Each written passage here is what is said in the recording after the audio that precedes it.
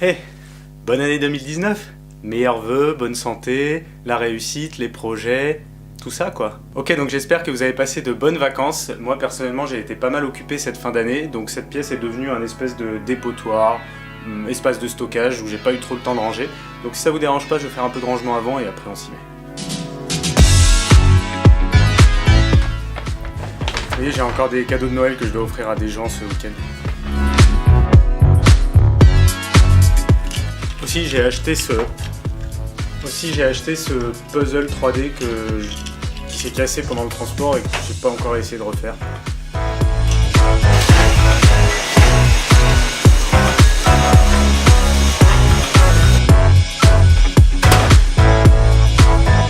Voilà. D'ailleurs, dites-moi ce que vous pensez de cette nouvelle angle de vue que j'ai mis en place. Je l'ai déjà utilisé pour ma dernière vidéo sur mon mariage. Au moins ça vous montre un peu où je travaille, où est-ce que je passe une grande partie de mon temps quand je fais de mes vidéos. Donc voilà. C'est mon bureau.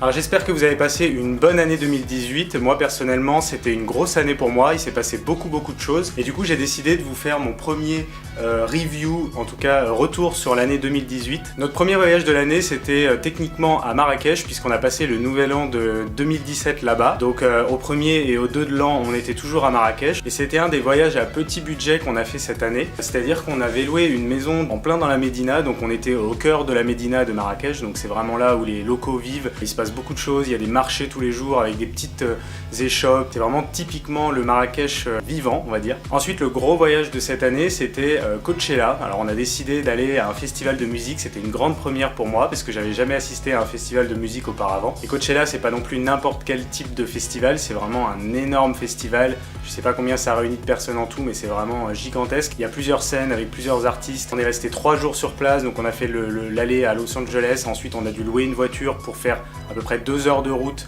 pour aller jusqu'à Indio. En plus c'était cool parce qu'on a pu revoir notre ami Kevin qu'on voit très rarement puisqu'il habite aux États-Unis. Avant même d'aller à Coachella, on a passé quelques jours à Los Angeles où j'ai pu visiter un peu plus la ville parce que quand j'étais à San Francisco, j'y étais allé mais j'avais pas vraiment pris le temps d'aller visiter des endroits comme le Griffith Observatory. Comme le festival durait que 3 jours, on avait décidé de faire un grand voyage après de l'Ouest America où on a été visiter les canyons. Une grande première pour moi, j'avais jamais visité les canyons, on est passé par Las Vegas. On a pu visiter le Bryce Canyon, le Grand Canyon, le Zion National Park. Toujours pendant ce voyage, on avait de la famille qui passait à Chicago pendant leurs vacances, à la même période à laquelle nous, on était en train de visiter les canyons de l'Ouest. Donc du coup, on a décidé de passer quelques jours à Chicago, donc c'est pareil, c'est une ville que j'ai toujours eu envie de découvrir, donc pourquoi ne pas profiter de cette occasion? Donc du coup, on est retourné à Los Angeles, on a pris un billet d'avion pour aller à Chicago, et on est resté 3-4 jours à Chicago à visiter cette magnifique ville. 2018, c'était aussi l'année de notre mariage avec Terry, donc je vous en ai déjà parlé plusieurs fois, j'ai fait une vidéo là-dessus, la dernière que je viens de sortir. Il faut savoir que toute l'année 2018 et un petit bout de celle de 2017 a été dédiée à l'organisation de notre mariage. Donc c'est-à-dire qu'à chaque fois qu'on avait un peu de temps libre, c'était organiser le mariage, les activités, gérer les invités, la bouffe, etc. Et donc ça a été très vite tout ça, et notre mariage est arrivé donc en juillet. C'était un magnifique moment, on a passé un week-end extraordinaire avec notre famille et nos amis. Ensuite on a passé un été assez incroyable puisqu'il y avait 3 autres mariages de nos amis qui s'étaient organisés à la suite d'une autre. Du coup il a fallu qu'on parcourt un peu la France pour assister à ces différents mariages. On est allé à Toulon, on est allé au Luxembourg, et on a même un mariage qui nous a emmenés jusqu'en Chine, donc c'était le dernier gros voyage de cette année. Le mariage s'organisait dans la région de Xi'an et on s'est dit qu'on n'allait pas juste faire le déplacement pour le mariage, mais qu'on allait essayer d'organiser une sorte de voyage tout autour de ça. Et si vous ne le savez pas, Terry et moi, on a fait 1 an d'études en Chine après notre année d'études aux États-Unis. Donc du coup, c'était la première fois qu'on retournait en Chine depuis qu'on a terminé nos études. C'était un voyage très rapide pour le coup, puisqu'on est resté que 8 jours sur place. Le premier jour, on a été visiter une montagne sacrée qui s'appelle la Huashan. Très difficile d'accès puisqu'il y a énormément de monde qui va visiter cette montagne. Franchement, ça valait vraiment le coup, c'était très fatigant d'y accéder. Mais une fois qu'on se retrouve en haut, on a un paysage incroyable. J'ai jamais vu ça, je pense que c'est d'ailleurs pas possible de voir ce genre de paysage dans un autre pays que la Chine. Ensuite, il a fallu qu'on fasse 4 heures de route pour assister au mariage de Kevin, donc c'était vraiment situé dans la campagne de Xi'an. Donc c'était assez impressionnant de se retrouver en pleine campagne, même si les petites villes là-bas sont quand même des grandes villes par rapport à nos villes de campagne à nous en France. C'était hyper bizarre de se retrouver dans un environnement comme ça où j'étais le seul étranger finalement, et d'assister au mariage d'un de nos amis comme ça au bout du monde. C'était hyper bizarre, mais en même temps c'était hyper drôle. À la suite de ça, on avait décidé de rester encore quelques jours pour aller visiter le parc de Chiang Mai, qui est un parc national naturel classé au patrimoine mondial de l'UNESCO. Pour info, le réalisateur d'Avatar, James Cameron, s'est inspiré de ces paysages pour réaliser certaines scènes de son film, et il y a même certaines scènes qui ont été filmées directement là-bas sur place. C'était vraiment un voyage incroyable, je pense que c'est le genre de choses qu'on fait qu'une fois dans sa vie parce que c'était très compliqué d'accès, il y avait énormément de monde. Mais voilà, ça valait vraiment le coup, c'est des paysages qu'on ne voit je pense nulle part ailleurs et j'étais vraiment impressionné de voir ce truc. Une fois rentré en France, j'ai eu l'occasion d'aller visiter le zoo de Beauval. Alors j'ai toujours une petite appréhension sur les zoos parce que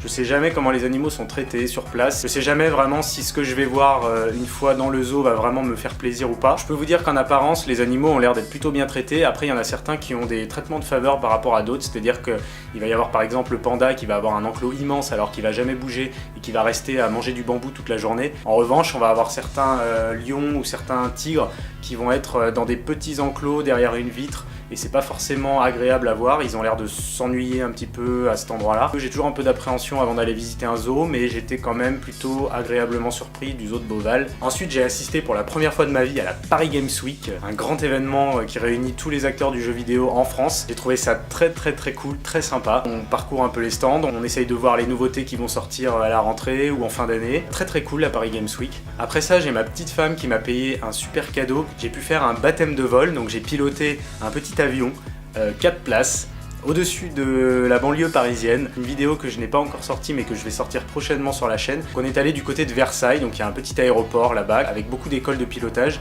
et donc certaines proposent des stages de pilotage comme ça, des initiations, des baptêmes. Et donc j'ai eu l'occasion de faire ça, donc j'ai adoré, c'était génial, donc la vidéo sort bientôt. Et cet été j'ai aussi pris une décision un peu effrayante je dirais, j'ai beaucoup hésité avant de le faire mais j'ai décidé de désactiver mon compte Facebook. J'avais pas vraiment de raison à la base pour le faire, ça faisait quand même 10 ans que j'étais dessus. Mais j'ai trouvé qu'il y avait beaucoup de négativité dessus et je sais pas, j'appréciais plus forcément naviguer sur Facebook, donc je me suis dit pourquoi garder le compte, donc j'ai décidé de supprimer mon compte Facebook. Peut-être que c'est temporaire, peut-être que c'est définitif, je sais pas encore. Alors côté vidéo, cette année j'ai 2-3 projets dont je suis plutôt fier. La première c'est la vidéo d'Hawaï que j'ai mis beaucoup de temps à monter. J'avais jamais fait de vidéo guide de voyage comme celle-là où je reviens sur toutes les destinations qu'on a visitées pendant un gros voyage, donc notamment Hawaï. C'est une vidéo qui a plutôt bien marché et pour laquelle j'ai eu de très bons retours. Ça faisait très longtemps que j'avais envie de finir cette vidéo, j'avais commencé à écrire le script il y a très longtemps et j'avais pas eu l'occasion de le finir, j'avais pas pris le temps. Donc j'étais très content de pouvoir la sortir. Ensuite on a fait une vidéo test ADN avec Terry, donc c'est une tendance en ce moment sur YouTube où on envoie un échantillon de notre test ADN et on reçoit en fait les résultats de la provenance de nos ancêtres. Donc du coup j'ai découvert que j'étais à 42% italien, à 30 et quelques % gallois irlandais et à 20% ibère, donc portugais, espagnol. C'était assez surprenant. Terry a découvert qu'elle était à 97% chinoise. Zéro surprise finalement parce qu'on savait qu'elle était chinoise mais à un aussi grand degré. J'avoue que c'était assez surprenant de voir qu'elle était une chinoise pur sang.